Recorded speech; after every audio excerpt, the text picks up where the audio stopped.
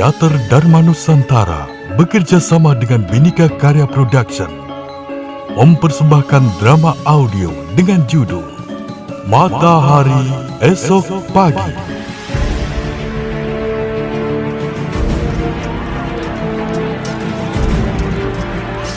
Lamat, ingatlah, di saat kau diterkam oleh maut di masa kecilmu, akulah yang menyelamatkanmu. Saat itu rumahmu terbakar. Ayah dan ibumu tidak dapat menghindarkan dirinya karena perampok-perampok yang datang itu. Akulah yang sempat menyelamatkanmu. Akhirnya kau selamat. Aku telah memeliharamu sampai kau menjadi dewasa. Dan kini kau telah tumbuh menjadi seorang raksasa yang perkasa. Diam! Aku memang telah berhutang budi kepadamu. Tapi, cobalah tanyakan kembali pada hatimu, Ki Sukarta. Apakah kau selama ini telah memeliharaku dengan baik? Lihatlah anak laki-lakimu. Dia tidak pernah menganggapku sebagai manusia. Dia selalu memperlakukanku tak banyak seperti kerbau. Mampus kau pengkhianat!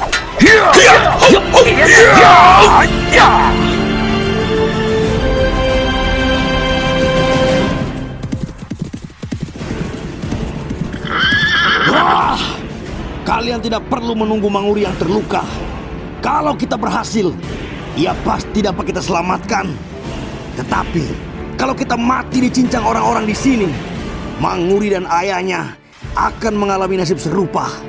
Cepat, kita lakukan sekarang juga. Aku menunggu di ujung desa ini.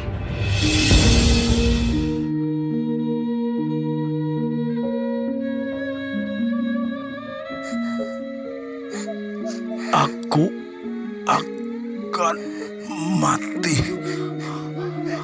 Aku tahu.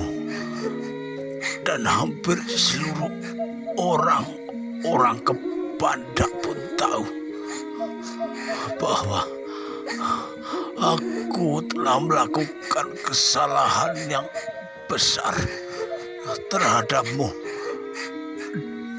Karena itu sepeninggalku,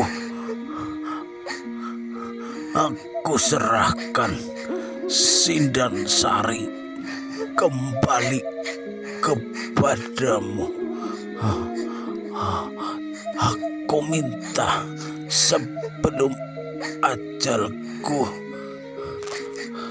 kau mau menerimanya sebagai istrimu. Kau pula lah yang aku percaya untuk mewakili anakku menjalankan tugas kademangan ini sebaik-baiknya. Apakah kau bersedia, Pamot? Baik, Ki Demang. Saya bersedia menerimanya. Sindansari, kembalilah kepadanya. Kakang Demang, jangan tinggalkan aku.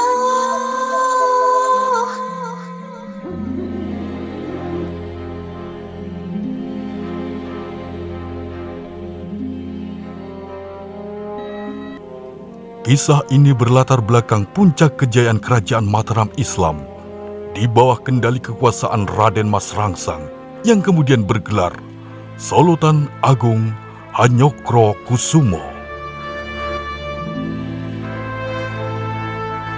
Sebuah kisah yang diwarnai dengan berbagai macam pergulatan, perebutan kekuasaan, perselingkuhan, air mata dan darah yang tertumpah, hingga lika-liku perjalanan kisah kasih sepasang anak manusia.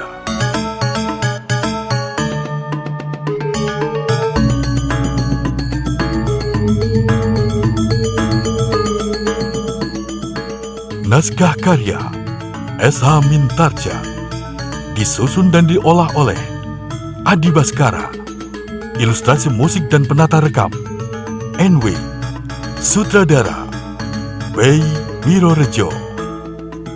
Dalam episode yang pertama ini, mengetengahkan judul Mawar di Padukuhan Gemulung.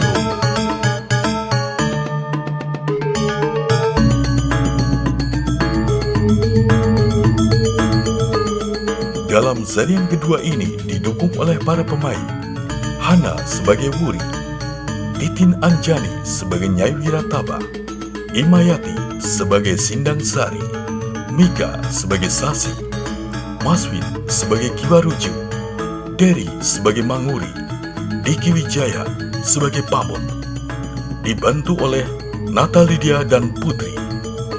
Selamat menikmati.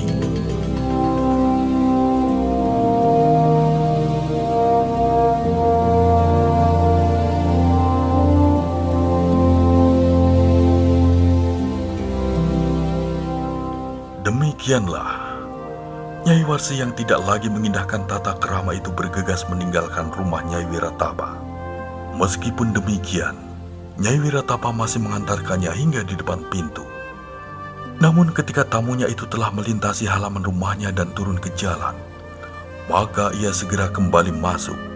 Tanpa sesadarnya, ia kembali terduduk di atas amben sambil mengusap dadanya. Ia tidak sanggup menahan titik-titik air jernih yang membasahi pipinya. Betapa sedihnya hidup menjanda dan harus menghadapi orang-orang yang tidak berperasaan itu.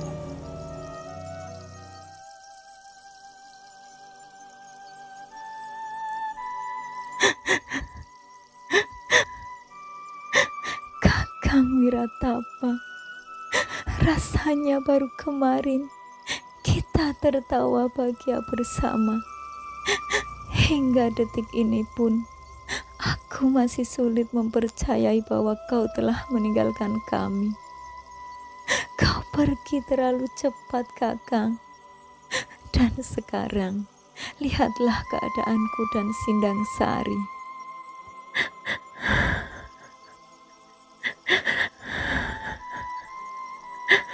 Sepeninggalmu, aku harus menghadapi banyaknya persoalan yang akan datang di kemudian hari. Tentang aku yang sekarang menjadi janda, juga persoalan anakmu yang semakin nyata seiring perkembangan jiwa kegadisannya. Sebagai orang tua dan kenyataanku sebagai perempuan, aku takut sekali menghadapi bayang-bayang itu sendirian, Kakang. Nyai Wirataba cepat menyeka air matanya ketika mendengar langkah kaki ayahnya. Sambil berdesah panjang, orang tua itu melangkah masuk, melepaskan caping bambunya, lalu menyangkutkannya di dinding di sisi pintu. Kemudian meletakkan pula cangkulnya di sudut ruangan.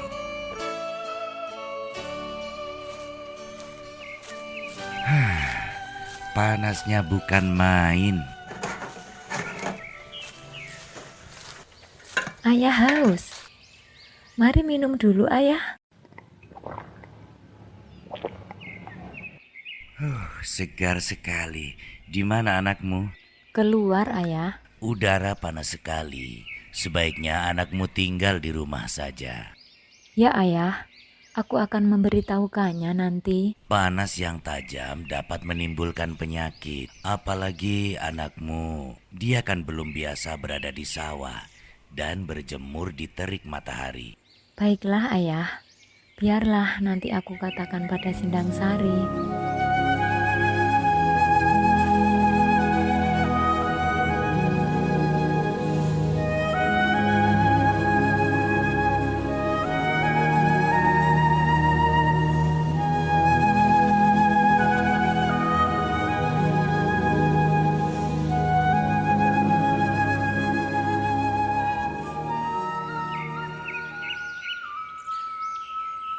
Apa yang kau dengar, Sari? Seruling?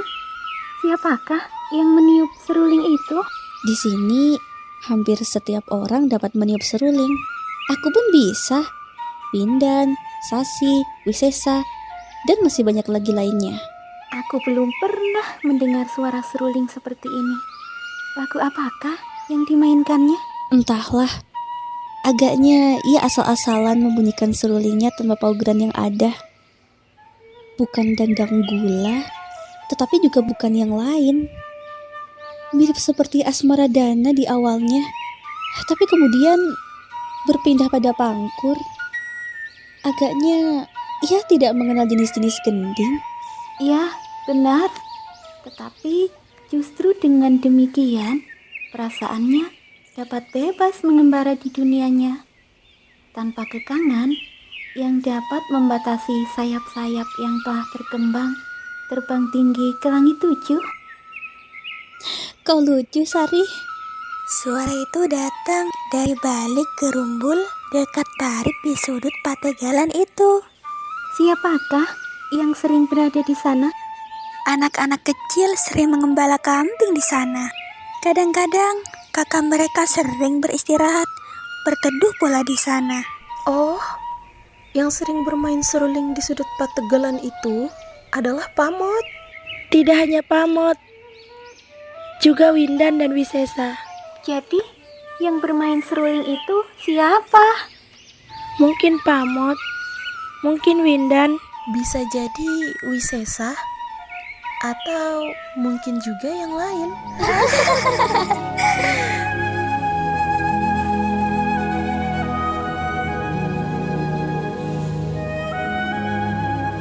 Hai, itu Manguri kan?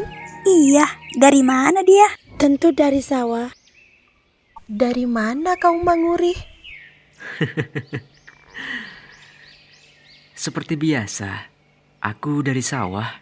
Matahari terlampau terik. Kenapa kau memutuskan pergi ke sawah? Ah, siapa bilang? Anak-anak muda yang lain juga pergi ke sawah. Tetapi kau tidak perlu. Kau dapat mengupah orang. Ayahmu terlalu kaya. Itu adalah pikiran yang salah. Bagaimanapun juga, aku harus belajar bekerja. Kalau tidak, maka kekayaan ayah nantinya pasti akan segera habis. Aku justru harus mengembangkannya. Dan kalian sendiri kenapa berada di sini? Beristirahatlah. Panasnya bukan main. Di sebelah sana ada penjual dawet cendol aren. Kalian bisa minum di sana? Ah, kau ada-ada saja Manguri. Kami tidak punya uang untuk membayarnya. Oh, ini ada beberapa keping uang. Cukup buat membeli dawet cendol. Minggir teman-teman, biar aku saja Sudah, yang menerima. jangan berebut. Aku yang diberinya. Buat kalian semua. Terima kasih Manguri. Aku saja yang membawa. Dibagi saja Tantri. Kita pergunakan bersama-sama. Mari kita pergi ke penjual dawet itu. Hei Sari, kenapa malah bengong? Mari kita minum es dawet cendol dengan legan gula aren. Silahkan, aku tidak haus. Kau aneh Sari, udara panas begini kau bilang tidak haus. Padahal betapa segarnya kalau kita minum es dawet cendol. Kenapa kau Sari? Malu ya? Tidak, tetapi kepalaku akan menjadi pening kalau aku minum air mentah pada saat udara yang begini panas. Cobalah menyesuaikan diri. Beginilah kehidupan kami di Gemulung. Jelas berbeda dengan di kota raja. Tidak, bukan maksudku berkata begitu. Tetapi ini adalah kebiasaanku sendiri karena kelemahanku. Aku tidak tahan minum air mentah pada saat keringatku sedang mengalir sebanyak ini. Baiklah, tunggulah di situ. Kalau kau tidak mau ikut ke sebelah tikungan. Sindang Sari menganggukkan kepalanya, tetapi ia tidak beranjak. Dipandanginya kawan-kawannya yang hilang di balik tikungan. Gadis itu menjadi heran dengan sikap kawan-kawannya. Agaknya sudah menjadi kebiasaan mereka menerima pemberian dari Manguri. Tetapi itu tidak baik baginya. Ia tidak dapat menerima pemberian begitu saja, apalagi dari seorang anak muda. Karena itu, betapapun ia menahan rasa haus, tetapi ia tidak beranjak dari tempatnya. Bahkan kemudian dicarinya tempat teduh di bawah pohon rindang. Lalu ia duduk bersandar di batangnya. Dipandanginya cahaya terik matahari yang bagaikan membakar dedaunan. Di kejauhan nampak seperti uap air yang memenuhi udara menggelebar kepanasan. Bahkan tampak bayangan samar-samar berloncatan, seperti kaki-kaki yang berpijak di atas bara. Namun tiba-tiba Sindang Sari mengangkat wajahnya. Samar ia mendengar suara seruling yang semakin lama menjadi semakin dekat. Seolah-olah suara seruling yang membawakan kidung yang segar itu tengah terbang melayang mendekatinya.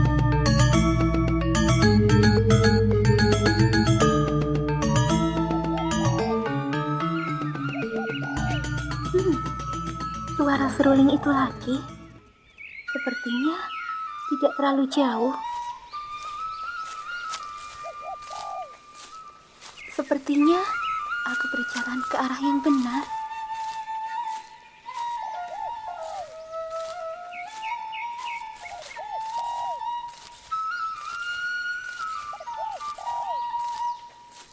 Namun tiba-tiba suara seruling itu pun terhenti. Alangkah terkejutnya gadis itu ketika kemudian ia mendengar seseorang telah menyapanya. Sindang Sari, mau kemana kau? Kau membuat aku terkejut.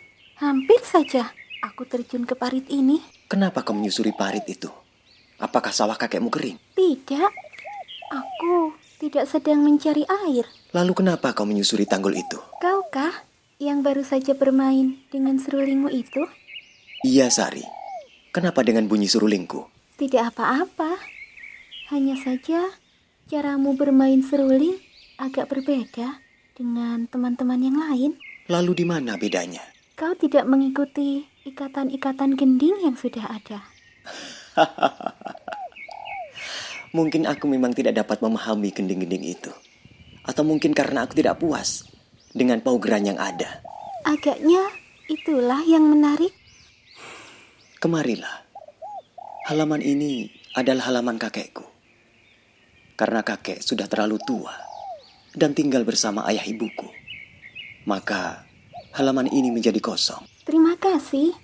Biarlah lain kali saja aku datang lagi ke sini. Kenapa tidak sekarang? Kau sudah terlanjur ada di sini. Apakah kau sendirian? Iya, tetapi baiknya lain kali saja. Terima kasih. Lalu apakah maksudmu sebenarnya datang ke sini? Tidak apa-apa, sekedar ingin tahu saja. Kau aneh. Aku tidak bisa mengerti.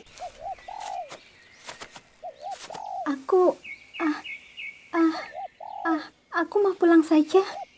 Hei, lalu apa kepentinganmu dengan suara seruling itu? Hanya ingin tahu, tidak lebih dari itu.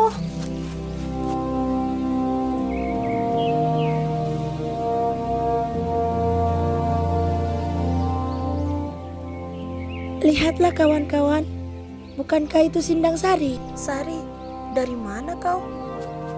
Hei, kemana saja kau Sari? Mencuci kaki di parit itu. Panasnya bukan main. Apakah baru kau sadari?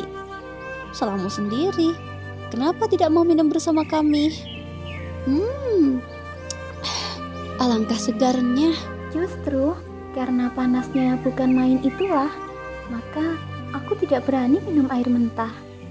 Bukankah tadi sudah aku katakan? Oh, benar Sari. Agaknya kami lupa. Oh ya, setelah tidak haus lagi, kita akan kemana? Apakah kita akan kembali ke sawah? Tidak aku segan kembali ke sawah. Kalau aku, mau tidak mau harus kembali ke sawah. Biungku ada di gubuk itu. Lah, pasti akan menungguku sampai aku datang ke sana. Tapi kenapa sekarang justru kau berada di sini? Panas sekali. Aku tidak tahan berada di sawah, meskipun di dalam gubuk. Bohong kau Sasi.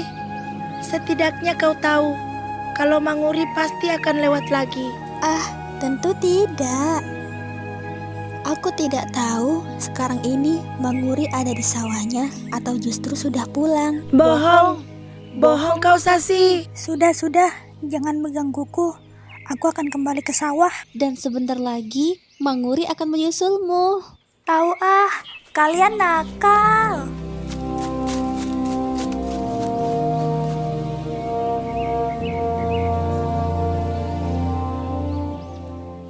Apakah sudah menjadi kebiasaan Manguri membagikan uangnya? Iya, sering benar dia berbuat demikian. Dia terlalu baik. Dia tidak pernah mendendam saat ditinggal kekasihnya. Sama sekali dia tidak menuntut apapun, baik pada gadis itu maupun laki-laki yang melarikannya. Bahkan sudah lebih dari 3 kali dia ditinggalkan oleh gadis-gadis yang semuanya tampak akrab sekali. Kesemuanya dilarikan oleh laki-laki lain setelah mereka mendapat terlalu banyak dari Manguri. Itulah agaknya kenapa Manguri lebih senang bergaul dengan gadis-gadis. Agaknya dia ingin melupakan apa yang hilang itu. Kasihan anak muda itu. Apakah kau ingin menggantikan yang hilang itu? Bukankah kita sama-sama menginginkannya?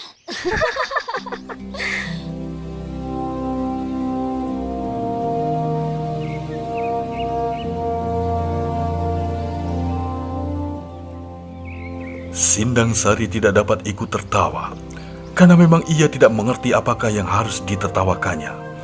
Justru ia telah menaruh iba pada Manguri yang telah 3 kali kehilangan kekasihnya. Namun tiba-tiba lamunannya buyar. Ketika di kejauhan dilihatnya, seorang kakek tua yang berjalan dengan memanggul cangkul di pundaknya. Di kepalanya tersangkut sebuah caping bambu yang kasar. Itu kakekku. Nah, kau bisa berjalan bersama kakekmu.